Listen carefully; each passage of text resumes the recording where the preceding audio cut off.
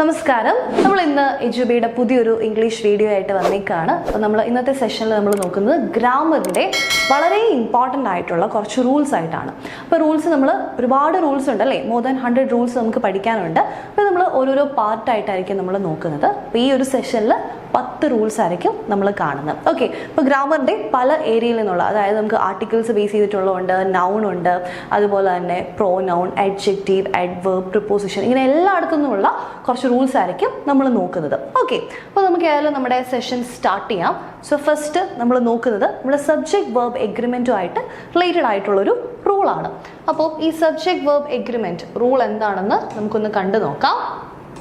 Okay, subject verb agreement. നമുക്കറിയാം subject verb agreement എന്ന് പറഞ്ഞാൽ സബ്ജക്റ്റ്, നമുക്ക് തന്നിരിക്കുന്ന സബ്ജക്റ്റ് സിംഗുലർ ആണെങ്കിൽ, സബ്ജക്റ്റ് സിംഗുലർ ആണെങ്കിൽ ആ സെന്റൻസിലെ വേർബും സിംഗുലർ ആയിരിക്കും. സബ്ജക്റ്റ് സിംഗുലർ ആണെങ്കിൽ ആ സെന്റൻസിലെ വേർബും സിംഗുലർ ആയിരിക്കും അല്ലേ.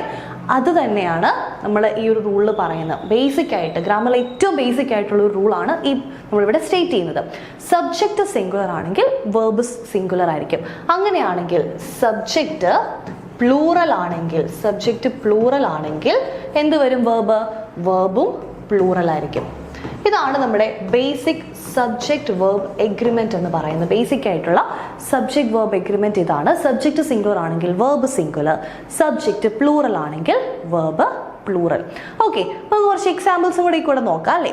നമ്മൾ നോക്കുകയാണ് സബ്ജക്റ്റ് എന്താണ്, സബ്ജക്റ്റ് എന്നൊക്കെ നമുക്ക് നോക്കാം. ഒരു എക്സാമ്പിൾ ഞാൻ തരാം. He is A boy. He is A boy. He is A boy. He is A boy. അവനൊരു ബോയ് ആണ് നമ്മൾ പറയുന്നു. ഇതിൻ്റെ അകത്ത് സബ്ജക്റ്റ് ആരാണ്, അല്ലെങ്കിൽ ഏതാണ് സബ്ജക്റ്റ്? ഹി എന്ന് പറയുന്നത് സബ്ജക്റ്റ് ആണ്. എങ്ങനെയാണ് ഹി സബ്ജക്റ്റ് ആയത്? സബ്ജക്റ്റ് എന്ന് പറഞ്ഞാൽ ഇത്രയേ ഉള്ളൂ, ഒരു സെന്റൻസിൽ നമ്മൾ ആരെ പറ്റിയാണോ പറയുന്നത്, അല്ലെങ്കിൽ എന്തിനെ പറ്റിയാണോ പറയുന്നത്, അതാണ് സബ്ജക്റ്റ്. അല്ലെങ്കിൽ ആരാണ് ആക്ഷൻ ചെയ്യുന്നത്, അതാണ് സബ്ജക്റ്റ്. ഈ സെന്റൻസിൽ നമ്മൾ പറയുന്നത് ഹി, അവനെ പറ്റിയിട്ടാണ്. സോ അവൻ സബ്ജക്റ്റ്. ഓക്കെ, ഇനി വേർബ് എന്ന് പറയുന്നത് നമുക്ക് പല ടൈപ്പ് ഓഫ് വേർബ് ഉണ്ട്. ഈ പറയുന്ന ഹെൽപ്പിംഗ് വേർബ് ഉണ്ട്, അല്ലെങ്കിൽ നോർമലായിട്ട് നമ്മൾ വേർബ് പറയുമ്പോൾ ഒരു ആക്ഷൻ ചെയ്യുന്ന വേർഡാണ്. അപ്പോൾ ചില സമയത്ത് നമുക്ക് ആക്ഷൻ വേർഡ് ആയിരിക്കും കാണുന്ന വേർബ്, അല്ലെങ്കിൽ ഹെൽപ്പിംഗ് വേർബ് ആയിരിക്കും. ഏതാണെങ്കിലും സബ്ജക്റ്റ് ഹി, ഇവിടുത്തെ വേർബ് ഓക്സിലറി വേർബാണ്, അത് ഈസ്. Is verb. ഇത് രണ്ടും സിംഗുലർ ആണ് അല്ലേ.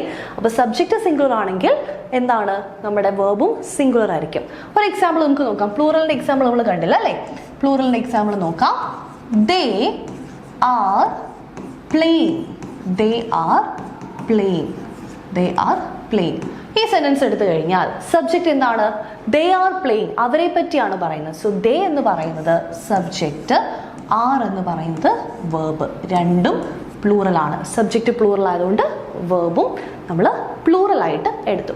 അപ്പോൾ നമ്മുടെ ഈ ഫസ്റ്റ് റൂള് പറയുന്ന ഇതാണ്. സബ്ജക്റ്റ് സിംഗുലർ ആണെങ്കിൽ വേർബ് സിംഗുലർ, സബ്ജക്റ്റ് പ്ലൂറൽ ആണെങ്കിൽ വേർബ് പ്ലൂറൽ. നമ്മൾ നോക്കുകയാണെങ്കിൽ ഒരു എക്സാമ്പിളോടെ നമുക്ക് നോക്കാം. A dog. ഒരു ഡോഗിനെ പറ്റിയാണ് പറയുന്നത്. അപ്പം ബാർക്ക് എന്ന് വരുമോ, ബാർക്സ് എന്ന് വരുമോ? എ ഡോഗ് ആയതുകൊണ്ട് ബാർക്സ് എന്നാണ് വരുന്നത്. നമുക്കറിയാം വേർബിന് സിംഗുലർ ആണ് എസ് വെച്ച് എൻഡ് ചെയ്യുന്നത്. ഓക്കെ, നൗണിന് പക്ഷെ നേരെ തിരിച്ചാണ്. പ്ലൂറലാണ് നൗൺ വരുമ്പോഴത്തേക്കും എസ് വെച്ച് എൻഡ് ചെയ്യുന്നത്. പക്ഷെ വേർബിന് നേരെ തിരിച്ചാണ്. വേർബിന് സിംഗുലർ ആണെങ്കിൽ വേർബിന്റെ എസ് സൂചിപ്പിക്കുന്നത് സിംഗുലർ എന്നാണ് കേട്ടോ. അപ്പോൾ ഒരു ഡോഗ് ആയതുകൊണ്ട് ബാർക്സ് എന്ന് നമ്മൾ കൊടുത്തു. അടുത്തത് ഡോഗ്സ്. ഡോഗ്സ് എന്നാണെങ്കിൽ ബാർക്ക് എന്ന് കൊടുക്കുന്നു. Dogs, bark. അപ്പോൾ ആദ്യത്തെ സെന്റൻസിൽ സബ്ജക്റ്റ് സിംഗുലർ ആയിരുന്നു, ഡോഗ് എന്നത് സിംഗുലർ ആയിരുന്നു, അതുകൊണ്ട് നമ്മൾ സിംഗുലർ വേർബ് കൊടുത്തു. രണ്ടാമത്തെ സെന്റൻസിൽ സബ്ജക്റ്റ് ഡോഗ്സ് ആണ്, അത് പ്ലൂറൽ ആണ്, അതുകൊണ്ട് പ്ലൂറൽ വേർബ് കൊടുത്തു. ഓക്കെ, അപ്പോൾ ഇതാണ് നമ്മുടെ ഫസ്റ്റ് റൂള് പറയുന്നത്. ഇനി നമുക്ക് അടുത്ത റൂളിലേക്ക് പോകാം. അടുത്ത റൂൾ ഏതാണെന്ന് നോക്കാം. നമ്മൾ രണ്ടാമതായിട്ട് നോക്കുന്ന റൂള് ഈ ഒരു റൂളാണ്. When two or more subjects are joined by. നമ്മൾ ഇപ്പോൾ സബ്ജക്റ്റ് ആൻഡ് വേർബ് എഗ്രിമെന്റ് കണ്ടു. സബ്ജക്റ്റ് വേർബ് എഗ്രിമെന്റിന്റെ ബേസിക് റൂള് കണ്ടായിരുന്നു അല്ലേ. ഇനി അതിൻ്റെ ഒരു എക്സ്റ്റൻഷൻ എന്ന രീതിയിൽ നമ്മൾ പഠിക്കുന്ന ഒരു റൂളാണ് ഇനി കാണുന്നത്. അതായത് ചില സമയത്ത് നമുക്ക് ഒരു സബ്ജക്റ്റേ ഉള്ളെങ്കിൽ നമുക്ക് ആ സബ്ജക്റ്റ് സിംഗുലർ ആണോ പ്ലൂറൽ ആണോ എന്ന് മാത്രം നോക്കിയാൽ മതി അല്ലേ. പക്ഷേ ചില സമയത്ത് ഒരു സബ്ജക്റ്റ് മാത്രമായിരിക്കില്ല അവിടെ കാണുന്നത്. ഒരു സബ്ജക്റ്റ് മാത്രമായിരിക്കില്ല കാണുന്നത്. ഒന്നിൽ കൂടുതൽ, അതായത് 2 സബ്ജക്റ്റ് കാണാം, അല്ലെങ്കിൽ 2ൽ കൂടുതൽ സബ്ജക്റ്റ് കാണാം, 2ഓ 3ഓ സബ്ജക്റ്റ് ഒക്കെ ഒരു സെൻറ്റൻസിൽ കാണാം. അപ്പോൾ ചിലപ്പോൾ ഒരെണ്ണം സിംഗുലർ ആയിരിക്കും, ചിലപ്പോൾ ഒരെണ്ണം പ്ലൂറൽ ആയിരിക്കും. അങ്ങനെ വരുന്ന കേസുകളിൽ നമ്മൾ എന്ത് ചെയ്യും? ഏത് സബ്ജക്റ്റിനെ കൂടെ നമ്മൾ വേർബ് കൊടുക്കും. അതിനുള്ള കുറച്ച് ഈസി ആയിട്ടും കോർത്തിരിക്കാൻ പറ്റുന്ന കുറച്ച് ട്രിക്സ് ആണ് നോക്കുന്നത്, അല്ലെങ്കിൽ കുറച്ച് കീവേഡ്സ് ഒക്കെയാണ് നോക്കുന്നത്. ഇപ്പോൾ 2 സബ്ജക്റ്റ് അല്ലെങ്കിൽ 2ൽ കൂടുതൽ സബ്ജക്റ്റ്, 2ഓ അതിൽ കൂടുതലോ സബ്ജക്റ്റുകൾ വന്നു കഴിഞ്ഞാൽ ആ 2 സബ്ജക്റ്റുകളെ തമ്മിൽ കണക്ട് ചെയ്ത വേർഡ്സ് ഏതൊക്കെയാണെന്ന് നോക്കാം. ആദ്യത്തേൽ with, together with, as well as, like, unlike, besides, in addition to, along with and not. Okay, ഈ വേർഡ്സ് കണ്ടോ? ആദ്യത്തെ സെറ്റിലെ വേർഡ്സ് വിത്ത് മുതൽ നോട്ട് വരെ. ഓക്കെ, ഇത്രയും വേർഡ്സ്.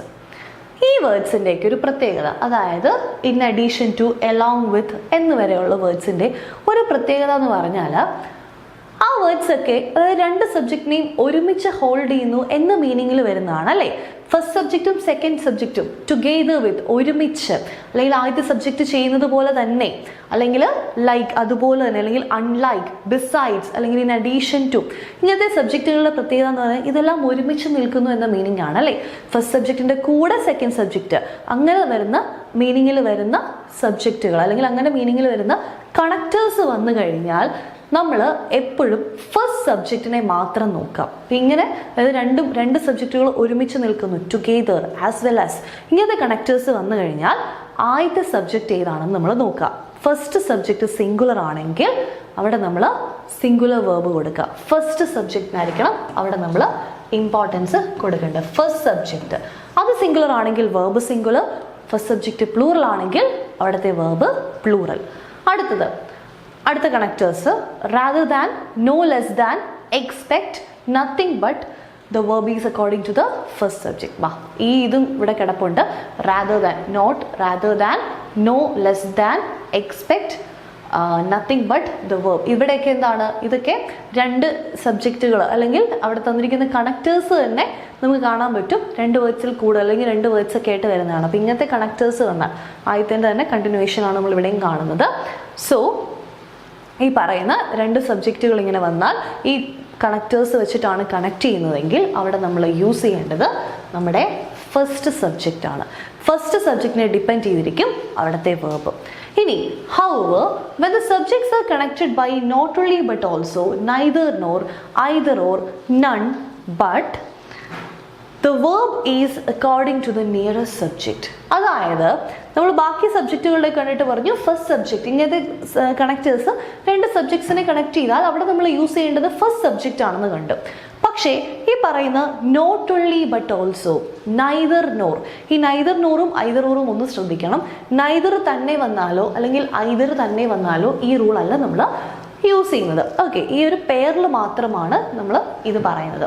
നൈദർ നോർ അല്ലെങ്കിൽ ഐദർ ഓർ, ആ ഒരു പെയർ വന്നു കഴിഞ്ഞാൽ neither nor either or, not only but also, ഇങ്ങനത്തെ പെയറുകൾ വന്നു കഴിഞ്ഞാൽ അവിടെ നമ്മുടെ വേർബ് ഏതിൻ്റെ അടുത്താണോ അല്ലെങ്കിൽ സബ്ജക്റ്റ് ഏതിൻ്റെ അടുത്താണോ നിൽക്കുന്നത് ആ വേർബ്, അല്ലെങ്കിൽ സബ്ജക്റ്റിൻ്റെ അടുത്ത് നിൽക്കുന്നത് ഏതാണോ അത് സിംഗുലർ ആണെങ്കിൽ അവിടെ സിംഗുലർ വേർബ് കൊടുക്കുക അല്ലെങ്കിൽ പ്ലൂറൽ വേർബ് കൊടുക്കുക. The verb is according to the nearest subject. ഏത് സബ്ജക്റ്റിൻ്റെ അടുത്താണോ വേർബ് വരുന്നത് ആ അടുത്ത് വരുന്ന സബ്ജക്റ്റ് സിംഗുലർ ആണെങ്കിൽ വേർബ് സിംഗുലർ, അല്ലെങ്കിൽ വേർബ് പ്ലൂറൽ. അങ്ങനെ വേണം ബാക്കിയുള്ള കണക്റ്റേഴ്സിന് നമ്മൾ കൊടുക്കാനായിട്ട്. ഓക്കെ, അപ്പോൾ നമ്മുടെ ആദ്യം കണ്ട റൂളിൻ്റെ കുറച്ചുകൂടെ ഒരു എക്സ്റ്റെൻഡഡ് വേർഷനാണ് നമ്മൾ പറഞ്ഞത്. നമുക്ക് പ്രത്യേകിച്ച് ഒരു സെൻറ്റൻസിൽ ഒരു സബ്ജക്റ്റ് മാത്രമേ ഉള്ളെങ്കിൽ ഇതൊന്നും നോക്കേണ്ട ആവശ്യമില്ല അല്ലേ.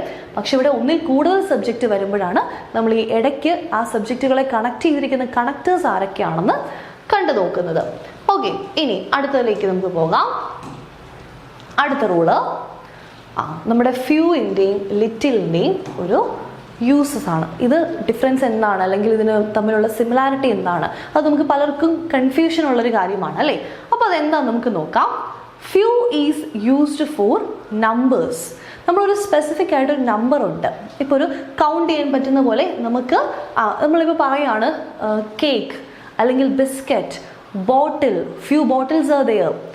പെൻ, ഇതൊക്കെ കൗണ്ട് ചെയ്യാൻ പറ്റുന്ന സാധനങ്ങളാണ് അല്ലേ. അപ്പൊ കൗണ്ട് ചെയ്യാൻ പറ്റുന്ന കാര്യങ്ങളുടെ കൂടെ നമുക്ക് യൂസ് ചെയ്യാവുന്നതാണ് ഫ്യൂ എന്ന് പറയുന്നത്. Few is used for numbers. അതായത് ഒരു നമ്പർ കറക്റ്റായിട്ട് നമുക്ക് പറയാൻ പറ്റും, 5 അല്ലെങ്കിൽ 10 എന്ന് നമുക്ക് പറയാൻ പറ്റും, കൗണ്ട് ചെയ്യാൻ പറ്റും. കൗണ്ടബിൾ ആയിട്ടുള്ള കാര്യത്തിൻ്റെ കൂടെയാണ് നമ്മൾ ഫ്യൂ യൂസ് ചെയ്യുന്നത്. കൗണ്ടബിൾ ആണെങ്കിൽ അവിടെ നമുക്ക് ഫ്യൂ യൂസ് ചെയ്യാം. There are few cakes left. അപ്പോൾ കേക്ക് എന്ന് പറഞ്ഞത് കൗണ്ട് ചെയ്യാൻ പറ്റും അല്ലേ, കൗണ്ടബിൾ ആയിട്ടുള്ള നൗൺ ആണ്. അപ്പം കൗണ്ട് ചെയ്യാൻ പറ്റുന്നത് കൊണ്ട് അവിടെ ഫ്യൂ ചേർത്തു.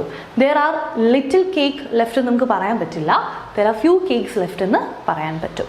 ഇനി അങ്ങനെയാണെങ്കിൽ ലിറ്റിലിൻ്റെ യൂസ് എന്തായിരിക്കും? Little is used for quantity that cannot be counted individually.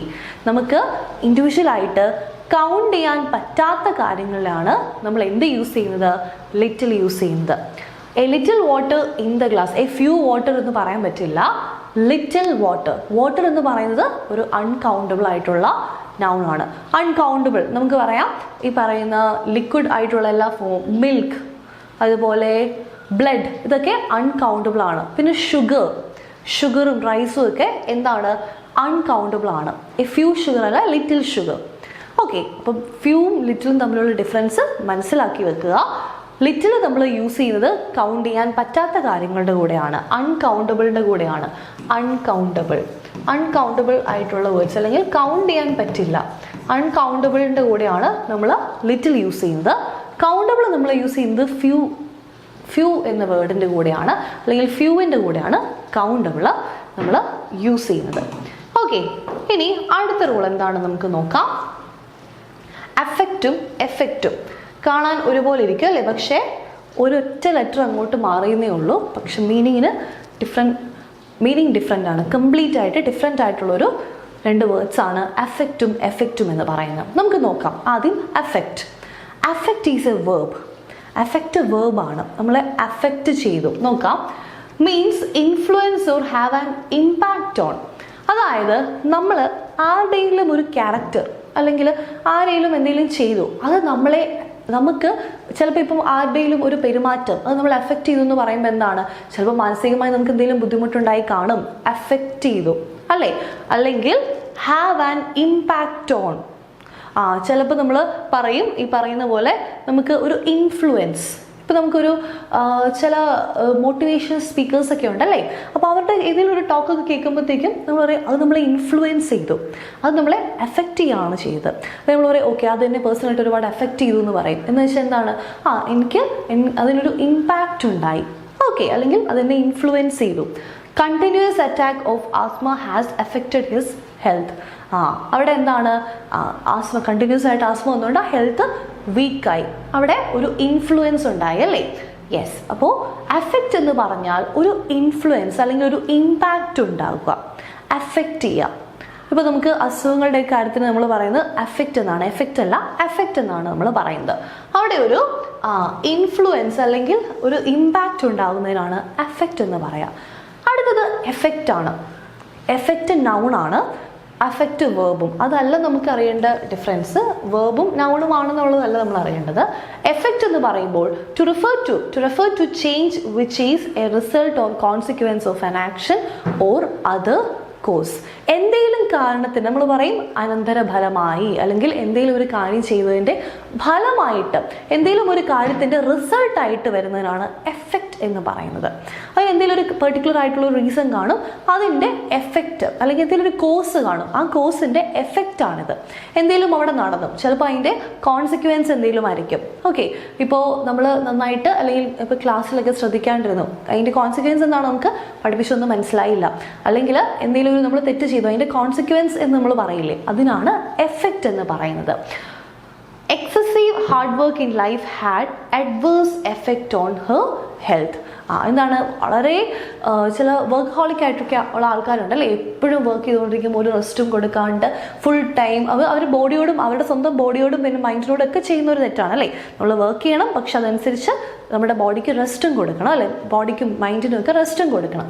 അപ്പോൾ ഇവിടെ പറയുന്നത് എന്താണ്? ഒത്തിരി ഹാർഡ് വർക്ക് ചെയ്തുകൊണ്ട് ഹെൽത്തിന് ഒരു അഡ്വേഴ്സ് ആയിട്ടുള്ള എഫക്റ്റ് ഉണ്ടായി. അപ്പോൾ എഫക്റ്റ് എന്ന് പറഞ്ഞാൽ എന്തിൻ്റെയും ഒരു കോസ്, നമ്മൾ കോസ് പറയുകയാണ് അല്ലെങ്കിൽ ഒരു റിസൾട്ടായിട്ട് പറയുവാണ്. പക്ഷെ എഫക്റ്റ് എന്ന് പറഞ്ഞാൽ എന്തെങ്കിലും ഒരു കാര്യം ഉണ്ടായിട്ടുണ്ടാകുന്ന ഒരു ഇമ്പാക്റ്റ് അല്ലെങ്കിൽ ഇൻഫ്ലുവൻസ്. ഇതാണ് നമ്മുടെ എഫക്റ്റിൻ്റെയും എഫക്റ്റിൻ്റെയും ഡിഫറൻസ് ആയിട്ട് പറയുന്നത്. ഇനി അടുത്ത റൂൾ എന്താണെന്ന് നമുക്ക് നോക്കാം. യെസ്, ഫ്യൂം ലിറ്റിൽ നമ്മൾ കണ്ടായിരുന്നു, ഈ റൂൾ നമ്മൾ കണ്ടായിരുന്നു. ദെൻ ലൂസ് വേഴ്സസ് ലോസ് നമുക്ക് നോക്കാം. ലോസും ലൂസും തമ്മിലുള്ള വ്യത്യാസം. Loss and loose. ലോസ് എന്ന് പറയുന്നത് is a verb that means to be unable to find or fail to keep or hold or to fail. Do not lose hope. Do not lose hope. ഇവിടെ എന്താണ് loss എന്ന് പറയുമ്പോഴത്തേക്കും നമുക്ക് എന്തെങ്കിലും ഒരു കാര്യം നഷ്ടമായി എന്നൊക്കെ പറയില്ലേ. Loss, verb that means to be unable to find, നമുക്ക് കണ്ടെത്താൻ പറ്റിയില്ല, നഷ്ടപ്പെട്ടു. or to fail to keep, നമുക്ക് ഹോൾഡ് ചെയ്യാൻ പറ്റിയില്ല. or hold or to fail, നമുക്ക് നഷ്ടപ്പെട്ടു പോകുന്നതിനാണ് നമ്മൾ ലൂസ് എന്ന് പറയുന്നത്, ലോസ് എന്ന് പറയുന്നത്. ഓക്കെ, ലോസ് നഷ്ടമായി, ഓരോ ഓയും കൂടെ വന്നാൽ അത് ലൂസാകും. ലൂസ് എന്ന് പറയുന്നത് എന്താണ്, നമ്മളിപ്പോൾ ചില ഡ്രസ്സൊക്കെ പറയും അല്ലേ, ആ ഡ്രസ്സ് കുറച്ച് ലൂസാണ് എന്ന് പറയും. അതാണ് which means not tightly attached like loose clothing. നമ്മൾ ഡ്രസ്സിൻ്റെ കാര്യം പറയും കുറച്ച് ലൂസാണ്, അതെനിക്ക് കുറച്ചുകൂടെ ലാർജ് സൈസ് ആണെന്നൊക്കെ നമ്മൾ പറയും അല്ലെങ്കിൽ ആ ഡ്രസ്സ് എനിക്ക് കുറച്ച് ലൂസാണ്, അതിനാണ് നമ്മൾ ലൂസ് എന്ന് പറയുന്നത്. പക്ഷെ ലോസ് എന്ന് പറഞ്ഞാൽ നമുക്ക് എന്തെങ്കിലും കാര്യം നഷ്ടപ്പെട്ടു പോയി, ഐ ലോസ്റ്റ് മൈ ബാഗ് എന്നൊക്കെ പറയില്ലേ, അതിൻ്റെ ലോസ് ആണ് ലോസ് എന്ന് പറയുന്നത്. അഗെയിൻ അടുത്തത് ബിറ്റ്വീൻ എമംഗ്. ഇമ്പോർട്ടൻ്റ് ആണ്, നമ്മൾ പ്രൊപ്പോസിഷനിൽ പഠിക്കുന്ന രണ്ട് കാര്യങ്ങളാണ് ഈ ബിറ്റ്വീനും എമങ്ങും പറയുന്നത്. ബിറ്റ്വീൻ ആൻഡ് എമങ്, ഇത് രണ്ട് ഡിഫറെൻറ്റ് പേർപ്പസിനാണ് നമ്മൾ യൂസ് ചെയ്യുന്നത്. ബിറ്റ്വീൻ എന്ന് പറയുമ്പോൾ between is use for referring to persons or things. നമ്മൾ രണ്ട് ആൾക്കാരെ പറ്റി പറയുമ്പോൾ അല്ലെങ്കിൽ രണ്ട് വസ്തുക്കളെ പറ്റി പറയാൻ വേണ്ടിയിട്ടാണ് ബിറ്റ്വീൻ നമ്മൾ യൂസ് ചെയ്യുന്നത്. For example, share this sweets between the two kids, between the two kids. Share the sweets between the two kids. ഇവിടെ എന്താണ്, ആ രണ്ട് കുട്ടികൾക്കിടയിൽ സ്വീറ്റ്സ് ഷെയർ ചെയ്യാനാണ് എന്തെന്ന് പറയുന്നത്, നമ്മൾ പറയുന്നത് share the sweets between the two kids. അവിടെ രണ്ട് കുട്ടികളേ ഉള്ളൂ, ടു കിഡ്സ്, അപ്പോൾ നമ്മൾ ബിറ്റ്വീൻ യൂസ് ചെയ്തു. ഇനി അടുത്ത സെന്റൻസ് നമുക്ക് നോക്കാം. Share those sweets among the class. ഇതിൻ്റെ വ്യത്യാസം കണ്ടോ, ഇവിടെ നമ്മൾ എമംഗ് യൂസ് ചെയ്തു, രണ്ടും സ്വീറ്റ്സ് തന്നെ ഷെയർ ചെയ്യുവാണ് അല്ലേ. പക്ഷെ ഒരിടത്ത് ബിറ്റ്വീനും അടുത്തടുത്ത് നമ്മൾ എമങ്ങും യൂസ് ചെയ്തു. കാരണം എന്താണ്, രണ്ടിൽ കൂടുതൽ ഉണ്ടെങ്കിൽ അവിടെ നമ്മൾ എമങ് ആണ് യൂസ് ചെയ്യുന്നത്. അതായത് രണ്ടിൽ കൂടുതൽ ആൾക്കാർ വരാം, അല്ലെങ്കിൽ രണ്ടിൽ കൂടുതൽ ഒബ്ജക്ട്സ് വേണമെങ്കിലും വരാം. അപ്പോൾ രണ്ട് പേരുണ്ടെങ്കിൽ ബിറ്റ്വീൻ, അതുകൊണ്ടാണ് രണ്ട് കിഡ്സ് എന്ന് പറഞ്ഞപ്പോൾ നമ്മൾ ബിറ്റ്വീൻ യൂസ് ചെയ്തത്. അടുത്തത് രണ്ടിൽ കൂടുതൽ ആൾക്കാരുണ്ട്, അപ്പോൾ നമ്മൾ എമങ് യൂസ് ചെയ്തു. Share those sweets among the class. ഒരു ക്ലാസ് നമ്മൾ എപ്പോഴും രണ്ടിൽ കൂടുതൽ ആളുകളുള്ളതായിട്ടാണ് നമ്മൾ കൺസിഡർ ചെയ്യുന്നത് അല്ലേ. അപ്പം രണ്ടിൽ കൂടുതൽ ഉള്ളപ്പോൾ അതിനെന്തെന്ന് പറയും, നമ്മൾ എമംഗ് എന്ന് പറയും, അല്ലെങ്കിൽ അവിടെ കറക്റ്റ് റെഫറൻസ് കൊടുത്തിട്ടുണ്ടാകും. Okay, yes. അപ്പോൾ എമംഗ് രണ്ടിൽ കൂടുതൽ ആൾക്കാർ അല്ലെങ്കിൽ രണ്ടിൽ കൂടുതൽ വസ്തുക്കളെ പറ്റി പറയാൻ വേണ്ടി യൂസ് ചെയ്യുന്നു. ബിറ്റ്വീൻ നമ്മൾ രണ്ട് പേരുള്ളപ്പോൾ യൂസ് ചെയ്യുന്നു. അങ്ങനെ നമ്മുടെ ആ റൂള് നമ്മൾ നോക്കി. അടുത്ത റൂളിലേക്ക് പോകാം. യെസ്, അടുത്ത റൂള് ഇത്രയേ ഉള്ളൂ. അതായത് ചില ഏരിയ, അതായത് നമ്മൾ നോക്കുകയാണെങ്കിൽ ചില നൗൺസിന് ഇതിന് സിംഗുലർ ആയിരിക്കുമ്പോൾ ഒരു മീനിങ്ങും പ്ലൂറൽ ആയിരിക്കുമ്പോൾ ഇതിന് മറ്റൊരു മീനിങ്ങുമാണ് വരുന്നത്. ഓക്കെ, അങ്ങനത്തെ കുറച്ച് നൗൺസ് നമുക്ക് നോക്കാം. സിംഗുലറിൽ ഒരു മീനിങ്ങും പ്ലൂറലിൽ മറ്റൊരു മീനിങ്ങും. അതാണ് നമ്മളിവിടെ കാണാൻ പോകുന്നത്. എയർ. എയർ എന്ന് പറയുമ്പോൾ അറ്റ്മോസ്ഫിയർ എന്ന മീനിങ് ആണ് വരുന്നത് അല്ലേ. അറ്റ്മോസ്ഫിയറിലുള്ള എയർ ആണല്ലോ നമ്മുടെ ചുറ്റുമുള്ള എയർ. പക്ഷേ എയേഴ്സ് എന്ന് പറയുമ്പോൾ പ്രൗഡ് എന്ന മീനിങ് ആണ് വരുന്നത്. പ്ലൂറലിൽ വേറെ മീനിങ്, സിംഗുലറിൽ വേറെ മീനിങ്. ഗുഡ് എന്ന് പറയുമ്പോൾ വെരി ഗുഡ് എന്നൊക്കെ പറയും അല്ലേ, വളരെ കൊള്ളാം, നന്നായിട്ടുണ്ട് എന്ന് പറയും അല്ലേ. പക്ഷെ ഗുഡ്സ് എന്ന് പറയുമ്പോൾ എന്താണ്, ഈ നമ്മൾ പറയും സാധനങ്ങൾ അല്ലേ, ഗുഡ്സ് ട്രെയിൻ എന്നൊക്കെ പറയും. ഗുഡ്സ് ട്രെയിൻ ഈ ചരക്കുകൾ അല്ലെങ്കിൽ സാധനങ്ങൾ ഒബ്ജക്ട്സ് ഒക്കെ കൊണ്ടുപോകാനായിട്ട് യൂസ് ചെയ്യുന്ന ട്രെയിൻ അല്ലേ. അപ്പോൾ ഗുഡ് എന്ന് പറയുമ്പോൾ കൊള്ളാം, സൂപ്പർ അല്ലെങ്കിൽ വൈസ് എന്ന മീനിങ് വരും. ഗുഡ്സ് എന്ന് പറയുമ്പോൾ ആ ഒരു ഒബ്ജക്ട്സ് അല്ലെങ്കിൽ പ്രോപ്പർട്ടി. ദെൻ അയൺ എന്ന് പറയുന്നത് നമ്മുടെ എന്താണ്, അയൺ റോഡുകളൊക്കെ നമുക്കറിയാം അല്ലേ, അയൺ റോഡ്സ് ഒക്കെ, അയൺ റോഡ്, നീണ്ട ബാർ ഒക്കെ അറിയാം, അയൺ ബാർ റോഡ് ഒക്കെ അറിയാം. അപ്പോൾ ഒരു മെറ്റലാണ് അയൺ അല്ലേ. പക്ഷേ അയൺസ് എന്ന് പറയുമ്പോൾ എന്താണ്, ഈ ചെയിൻസ്, ചങ്ങലകൾ അല്ലെങ്കിൽ അയൺസ് എന്ന് പറയുമ്പോൾ ചെയിനാണ് നമ്മൾ എന്തെന്ന് പറയുന്നത്, അയൺസ് എന്ന് പറയുന്നത്. ഇനി അടുത്തത് കോണ്ടന്റ്, ഓക്കെ, അല്ലെങ്കിൽ കണ്ടന്റ് നമ്മൾ എടുക്കാം. കണ്ടന്റ് എന്ന് പറഞ്ഞാൽ നമുക്ക് കിട്ടുന്ന ഒരു സാറ്റിസ്ഫാക്ഷൻ, നമുക്ക് കിട്ടുന്ന ഒരു സംതൃപ്തി, ഓക്കെ. പക്ഷേ കണ്ടൻസ് എന്ന് പറഞ്ഞാലോ, അതിൻ്റെ കണ്ടൻസ് എന്താണെന്ന് ചോദിച്ചു കഴിഞ്ഞാൽ നമ്മൾ ഈ അസൈൻമെൻറ്റ് അല്ലെങ്കിൽ പ്രൊജക്റ്റ് ഒക്കെ ചെയ്യുമ്പോൾ കാണും, ഒരു കണ്ടൻസ് കാണും അല്ലേ, കണ്ടൻസ് പേജ് കാണും. അതിൻ്റെ അകത്ത് എന്തൊക്കെയാണ് ഉള്ളത് എന്ന് നമ്മൾ നോക്കും അല്ലേ. യെസ്, അതിൻ്റെ അകത്തുള്ള കാര്യങ്ങൾക്കാണ് കണ്ടൻസ് എന്ന് പറയുന്നത്. അതോറിറ്റി എന്ന് പറഞ്ഞു കഴിഞ്ഞാൽ ഒരു കമാൻഡാണ്. പക്ഷെ അതോറിറ്റീസ് എന്ന് പറഞ്ഞാൽ എന്താണ്, അതോറിറ്റി എന്ന് പറഞ്ഞാൽ ആ ഒരു കമാൻഡിനാണ് നമ്മൾ പറയുന്നത്. പക്ഷേ ആ ഒരു പവറിനാണ് അതോറിറ്റി എന്ന് പറയുന്നത്. പക്ഷെ അതോറിറ്റീസ് എന്ന് പറഞ്ഞാലോ ആ പവറിലിരിക്കുന്ന ആൾക്കാരെയാണ് പറയുന്നത്. ഓക്കെ, പവറിലിരിക്കുന്ന ആൾക്കാരും. അടുത്തത് ഫോഴ്സ് എന്ന് പറഞ്ഞാൽ നല്ല ഫോഴ്സ് കൊടുക്കുക എന്ന് പറഞ്ഞാൽ എന്താണ്, നന്നായിട്ട് നല്ല സ്ട്രെങ്ത് കൊടുക്കുക അല്ലേ. ഇനി ഫോഴ്സസ് എന്ന് പറഞ്ഞാൽ ആർമി, നമ്മൾ ആർമിക്കാണ് ഫോഴ്സസ് എന്ന് പറയുന്നത് കേട്ടോ. ആംഡ് ഫോഴ്സസ് എന്നൊക്കെ പറയില്ലേ. യെസ്. ഏർണിംഗ് എന്ന് പറഞ്ഞാൽ ഇൻകം എന്നാണ് അല്ലേ, നമുക്ക് ഏർണിംഗ് കിട്ടുന്നു. പക്ഷെ ഏർണിങ്സ് എന്ന് പറഞ്ഞാലോ സോയിങ് എന്നാണ് മീനിങ്, സോയിങ്സ്. ഓക്കെ, ഇനി അടുത്ത റൂള് നമുക്ക് നോക്കാം. Some common mistakes in the use of certain nouns. ഇത് ഇമ്പോർട്ടൻ്റ് ആണ്. ഇത് നമുക്ക് ഗ്രാമർ പാർട്ടിൽ മാത്രമല്ല ഇത് നമുക്ക് ഇമ്പോർട്ടൻ്റ് കേട്ടോ. എല്ലായിടത്തും ഇമ്പോർട്ടൻ്റ് ആയിട്ടുള്ള ഒരു ഏരിയ ആണ് നമ്മളിപ്പോൾ കാണുന്നത്. എല്ലായിടത്തും ഇമ്പോർട്ടൻ്റ് ആണ് ഈ പറഞ്ഞ കുറച്ച് കാര്യങ്ങൾ. അതായത് ഇത്രയേ ഉള്ളൂ. നമ്മൾ ഇംഗ്ലീഷിൽ നമ്മുടെ ഡെയിലി കോൺവെർസേഷനിലൊക്കെ പലപ്പോഴും തെറ്റിക്കുന്ന, എന്നാൽ തെറ്റാന്ന് നമുക്ക് അറിയില്ല അല്ലേ. തെറ്റാണെന്ന് അറിഞ്ഞാൽ നമ്മൾ ചിലപ്പോൾ അത് മാറ്റാനായിട്ട് ശ്രമിക്കും.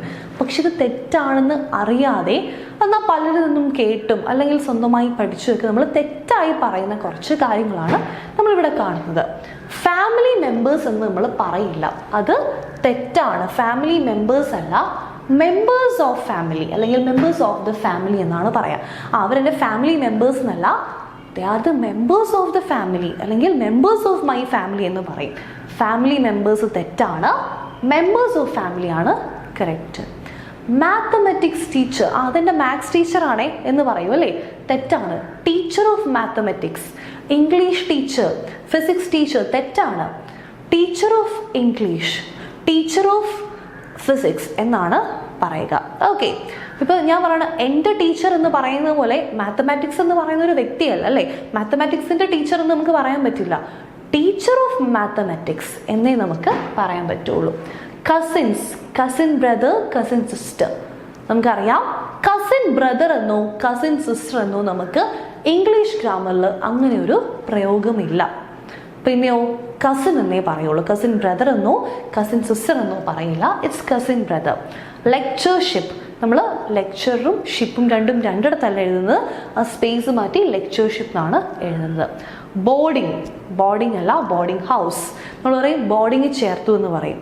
ബോർഡിങ്ങിൽ ചേർക്കില്ല, ബോർഡിംഗ് ഹൗസിലാണ് നമ്മൾ ചേർക്കുന്നത്. ആ കുട്ടീനെ അല്ലെങ്കിൽ എൻ്റെ സിസ്റ്ററിൻ്റെ കുട്ടീനെ അല്ലെങ്കിൽ എൻ്റെ ബ്രദറിൻ്റെ കുട്ടീനെ ഞാൻ ബോർഡിങ്ങിൽ ചേർത്തു എന്ന് പറയും അല്ലേ. യെസ്. അല്ലെങ്കിൽ നിങ്ങളുടെ നെയ്ബറിൻ്റെ കുട്ടീനെ അവർ ബോർഡിങ്ങിൽ ചേർത്തു എന്ന് പറയും. ബോർഡിംഗ് അല്ല, ബോർഡിംഗ് ഹൗസ് ആണ്.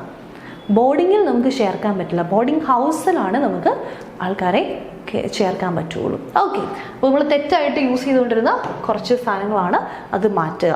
പ്രത്യേകിച്ച് ഈ ഫാമിലി മെമ്പേഴ്സ്, അതുപോലെ തന്നെ teacher, members of family, teacher of മാത്തമാറ്റിക്സും ആണ്. അടുത്തത് ആർട്ടിക്കിൾസ്. ഇതോടെ കഴിഞ്ഞ് നമ്മുടെ റൂൾസ് ഈ ഒരു സെഷനിൽ കംപ്ലീറ്റ് ആകും.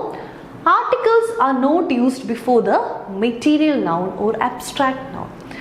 മെറ്റീരിയൽ നൗണും അബ്സ്ട്രാക്ട് നൗണും എന്താണെന്ന് നമുക്കറിയാം അല്ലേ. എന്താണ് ഈ മെറ്റീരിയൽ നൗണും അബ്സ്ട്രാക്ട് നൗണും? മെറ്റീരിയൽ നൗൺ എന്ന് പറഞ്ഞാൽ ഇത്രയേ ഉള്ളൂ. നമ്മൾ എന്തെങ്കിലും ഒരു കാര്യം ഉണ്ടാക്കാൻ വേണ്ടിയിട്ട് യൂസ് ചെയ്യുന്ന മെറ്റീരിയൽസിനാണ് മെറ്റീരിയൽ നൗൺ എന്ന് പറയുന്നത്. റോ മെറ്റീരിയൽസ് അല്ലെങ്കിൽ ingredients, cotton, jute, diamond, leather, ഇതൊക്കെയാണ് മെറ്റീരിയൽ നൗൺ എന്ന് പറയുന്നത്. അബ്സ്ട്രാക്ട് നൗൺ എന്ന് പറഞ്ഞാലോ, നമ്മൾ ഒരാളെ പറ്റി പറയുന്ന ഒരു ക്വാളിറ്റി അല്ലെങ്കിൽ അയാളുടെ ഒരു അയാൾക്ക് വരുന്ന തോട്ട്, നമുക്ക് വരുന്ന തോട്ട്, ഐഡിയ, ഇതൊക്കെയാണ് നമ്മൾ അബ്സ്ട്രാക്ട് നൗൺ എന്ന് പറയുന്നത്. അതിന് ഫിസിക്കലായിട്ടൊരു അപ്പിയറൻസ് ഉണ്ടാവില്ല. Love, hate, happiness, luxury, comfort, ഇതൊക്കെ അബ്സ്ട്രാക്ട് നൗണിന് എക്സാമ്പിൾസ് ആണ്. ഇവിടെ പറയുന്നത് വെച്ചാൽ articles are not used before the material nouns or abstract nouns. Articles ഏതൊക്കെയാണ് നമുക്കറിയാം. ആർട്ടിക്കിൾ എന്ന് പറയുമ്പോൾ 3 എണ്ണമാണ് ഉള്ളത് അല്ലേ? A, and, the. A and the, ഈ 3 ആർട്ടിക്കിൾസ് ഒന്നും നമ്മൾ ഒരു അബ്സ്ട്രാക്ട് നൗണിൻ്റെയോ അല്ലെങ്കിൽ ഒരു മെറ്റീരിയൽ നൗണിൻ്റെ കൂടെയോ യൂസ് ചെയ്യാൻ പാടില്ല. The leather is used in making shoes. ഇവിടെ ലെതർ എന്ന് പറയുന്നത് എന്താണ്? അതൊരു മെറ്റീരിയൽ നൗൺ ആണ് അല്ലേ? ഒരു മെറ്റീരിയൽ നൗൺ ആണ്. അപ്പോൾ അതിൻ്റെ കൂടെ ആർട്ടിക്കിൾ വേണോ? വേണ്ട. എന്ത് വരും അവിടെ നമ്മൾ എന്ത് യൂസ് ചെയ്യും? ഓക്കെ, അത് റബ്ബായില്ല, കുഴപ്പമില്ല. യെസ്, അപ്പോൾ leather is used in making shoes എന്നേ നമ്മൾ പറയുള്ളൂ. Leather is used in making shoes. കാരണം എന്താണ്?